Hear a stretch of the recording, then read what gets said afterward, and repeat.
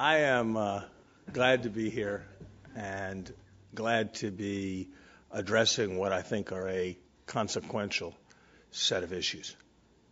Let me say at the outset that I share the general judgment that runs through the papers to be presented here, that the greater application of economic logic and analysis can do an enormous amount to support wiser infrastructure investments and, equally important, more effective use of the infrastructure investments that we have already made, to the very great benefit not just of measured income and GDP, but also to the quality of lives of American citizens.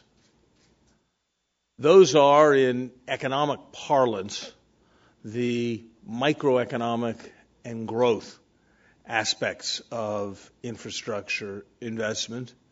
And ultimately, they are probably the more important set of issues that are involved when one is talking about infrastructure. Speaking intelligently about them requires detailed microeconomic knowledge of infrastructure issues, which I lack. I am therefore going to talk about what I know about, a little bit maybe, and is perhaps consequential at this instance.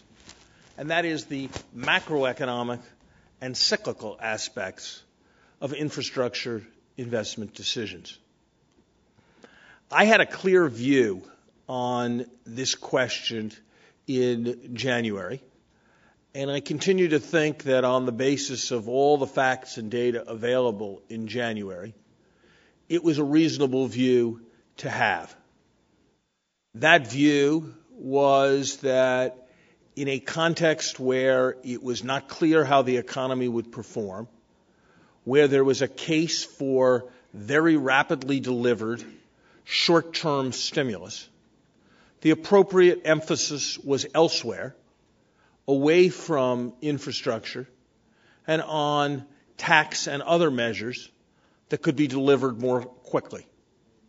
Not because I felt infrastructure investment was unimportant, but because I felt that infrastructure investment decisions were best put in a longer-term context. I think that was an entirely reasonable view based on the data available at that time.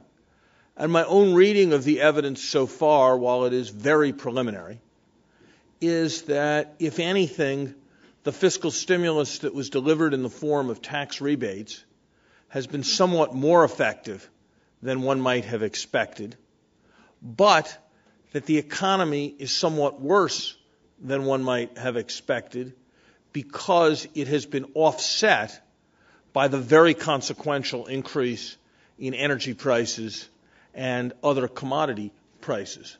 So we have successfully, with our tax rebates, increased the disposable income of consumers, but unfortunately a different shock, a different and larger shock, has been reducing the disposable income of consumers.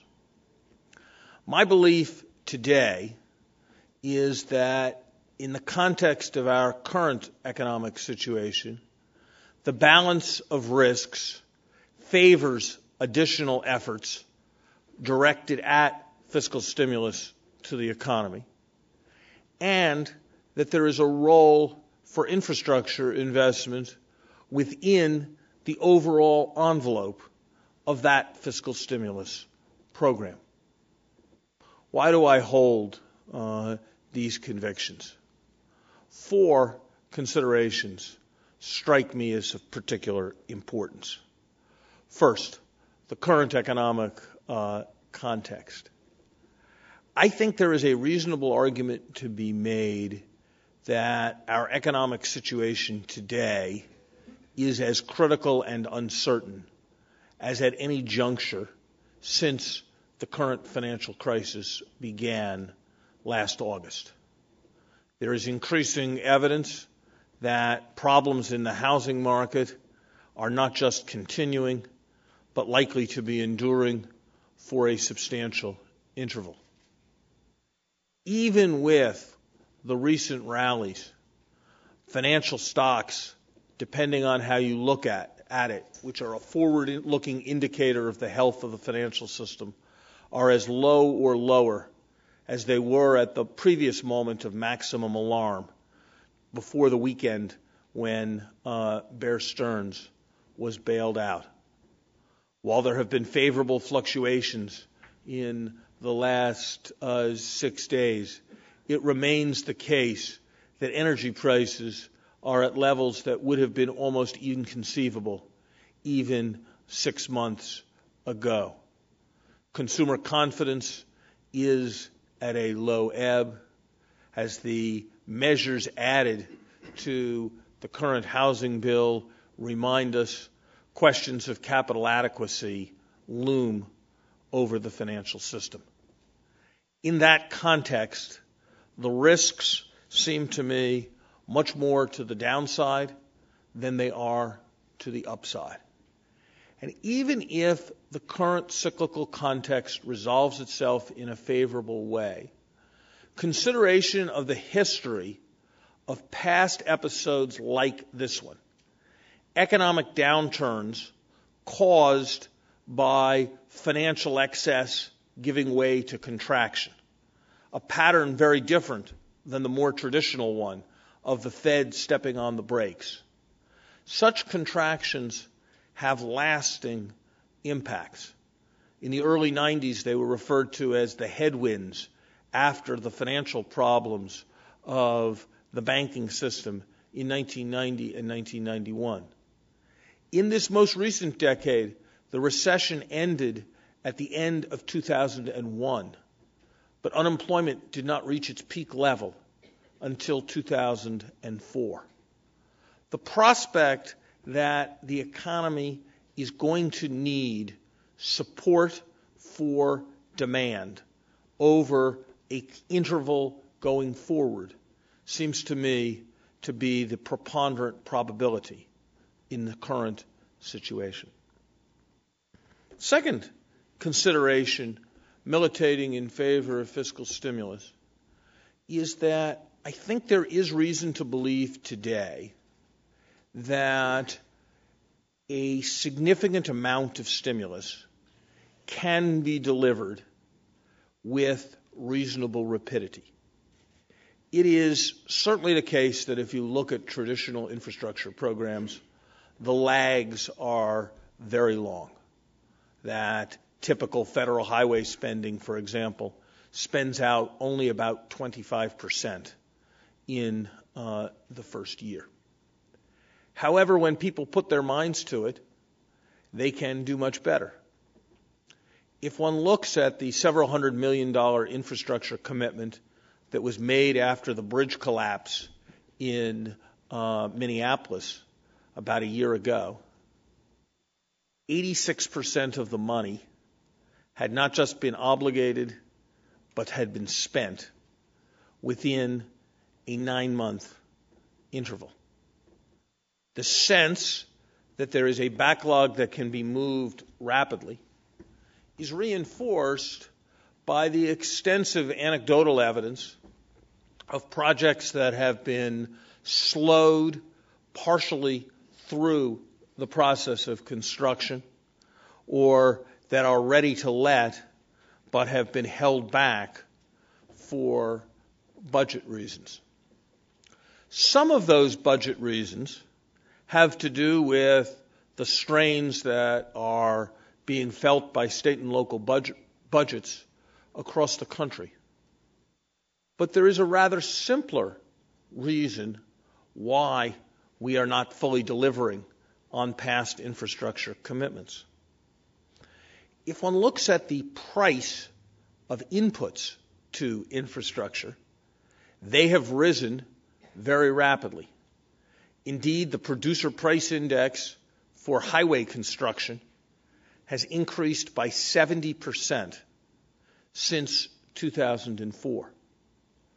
Whatever infrastructure one thought one was buying with a given budget appropriated in 2004, 2005, or 2006 is proving not possible to buy with that budget.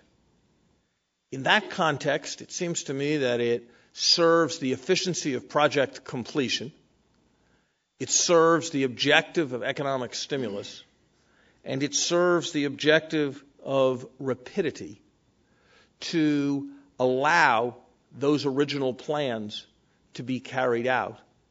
And that means the provision of additional federal support for infrastructure. The third consideration that I believe militates in favor of beginning now a significant effort increased effort at infrastructure is the structural dimension of our current jobs issues. This is not a good time in the American economy for anyone.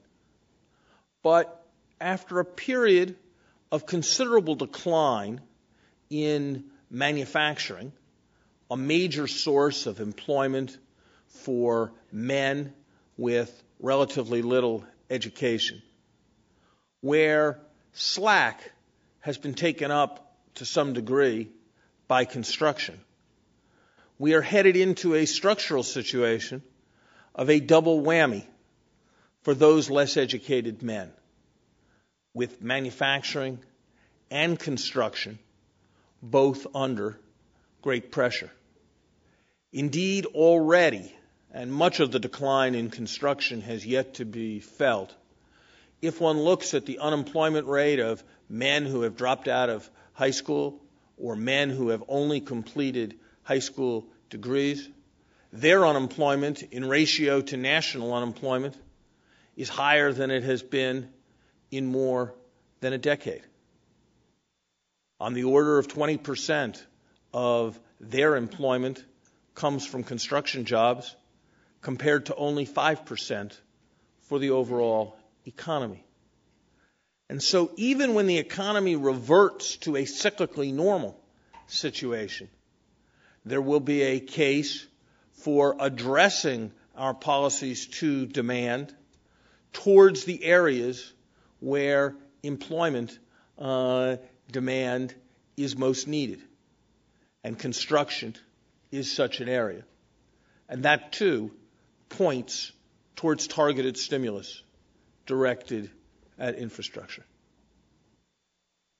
The fourth consideration that militates in favor of inclusion of infrastructure in the context of a discussion of economic stimulus is the longer run consideration.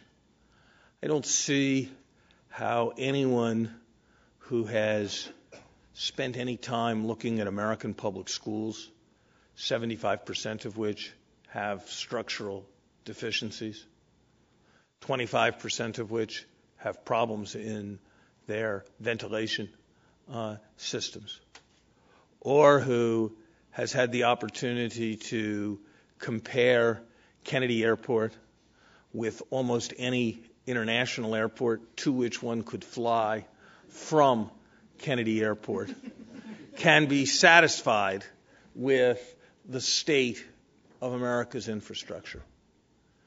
There was a set of data released 2 or 3 days ago by the Pew Foundation that was in many ways the most disturbing data that I have seen in a long time.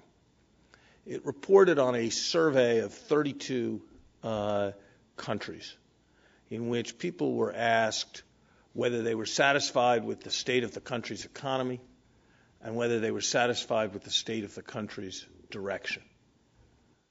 Interestingly, and I suppose inspiringly if you're an economist, the answers to the two questions lined up extremely well. People who like their economy like their country, and vice versa. What was less satisfying was that China ranked first with 80%, roughly 80% of the people satisfied. Australia ranked second. Russia ranked third with roughly 60% of the people satisfied. And the United States on these measures ranked somewhere in the 20s with 20% of the people satisfied. That, I would suggest, makes a case for a redirection of economic policy and a redirection of public efforts in taking responsibility for economic outcomes. And a visible, functioning infrastructure is a crucial part of all of that. If it is right, why delay? Why not do everything one can to accelerate the application of prudent investments? Just what are the right criteria for selecting investments? Just how should the funds be provided? These are crucial questions, and there's a great deal of insight in the papers to be presented that bears on those questions. But this assessment of the broad macroeconomic context convinces me that there is far more danger that over the next year we will initiate too little and do too little in the way of infrastructure investment than there is that we will make excessive efforts to repair bridges in America, excessive efforts to rebuild levees, excessive efforts at repairing our schools. And so I hope that we will move promptly as a country to increase our efforts at fiscal stimulus, and when we do, infrastructure will be an important component. Thank you.